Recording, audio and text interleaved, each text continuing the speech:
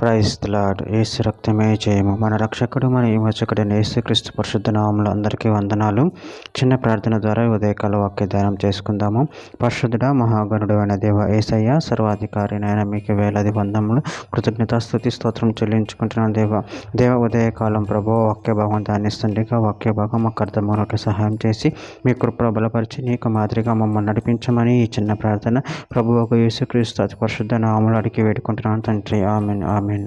కీర్తన గ్రంథం 51 అధ్యాయం 2వ వచనము. నా దోషం పోవునట్లు నన్ను బాగుగా కడుగుము, నా పాపం పోవునట్లు నన్ను పవిత్రపరచుము. ఆమెన్. దేవుడి వాక్య భాగం దీవించును గాక. ప్రభునందు ప్రియులరా, మనము వాక్య భాగంలో గమనించినట్లయితే నా దోషము పోవునట్లు నన్ను బాగుగా కడుగుము, నా పాపము పోవునట్లు నన్ను పవిత్రపరచుము. అదేవిధంగా వాక్య భాగంలో గమనించినట్లయితే కీర్తన గ్రంథం 51వ అధ్యాయము 7వ వచనంలో నేను పవిత్రుడగునట్లు హిస్సోపుతో నా పాపము పరిహరింపుము, హిమము కంటేను నేను తెల్లగా నుండినట్లు నీవు నన్ను కడుగుము.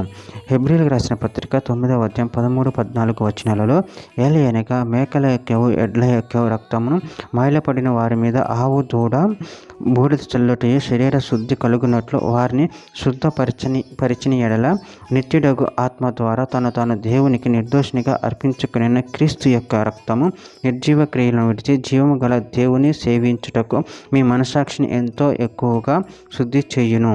యోహాను రాసిన మొదటి పత్రిక 1వ అధ్యాయం 7-9 వచనంలో అయితే ఆయన వెలుగులో ఉన్న ప్రకారం మనమును వెలుగులో నడిచిన ఎడల మనము అన్యోన్య సహవాసం కలవారమై ఉందుము. అప్పుడు ఆయన కుమారుడైన యేసు రక్తము ప్రతి పాపము నుండి మనను పవిత్రులుగా చేయును.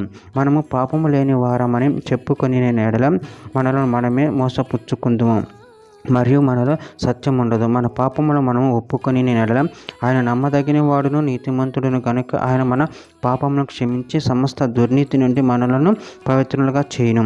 కీర్తన గ్రంథం 19వ అధ్యాయం 12వ వచనం. తన పొరపాట్లు కనుగొనగలవాడెవడు? నేను రహస్యంగా చేసిన తప్పులు క్షమించి నన్ను నిర్దోషినిగా తీర్చుము. చివరిగా ఒక మాట. ప్రకటన గ్రంథం 1వ అధ్యాయం 5వ వచనంలో నమ్మకమైన సాక్షి మృతుల నుండి ఆది సంబూతుడిగా లేచిన వాడును భూపతులకు అధిపతినైన యేసుక్రీస్తు నుండి కృపా సమాధానములు మీకు కలుగును గాక. ఆమెన్. దేవుని వాక్యభాగం దీవించును గాక. చిన్న ప్రార్థన చేసుకుందాము. పరిశుద్ధుడ ప్రేమగల దేవ యేసయ్య, నేను మీరు ఇచ్చిన వాక్యదాన్ని బట్టి ప్రభు మీ కృతజ్ఞతలు చెల్లించుకుంటున్నాను. దేవ నా పాపములన్నింటినీ క్షమించమని, నా పాపం మీ సన్నిధిలో ఒప్పుకుంటూ నన్ను పవిత్రపరచమని, మీకు మాదిరిగా నన్ను నడిపించమని చిన్న ప్రార్థన యేసుక్రీస్తు అతి పరిశుద్ధ నామములో అడిగి వేడుకుంటున్నాను తండ్రి. ఆమెన్.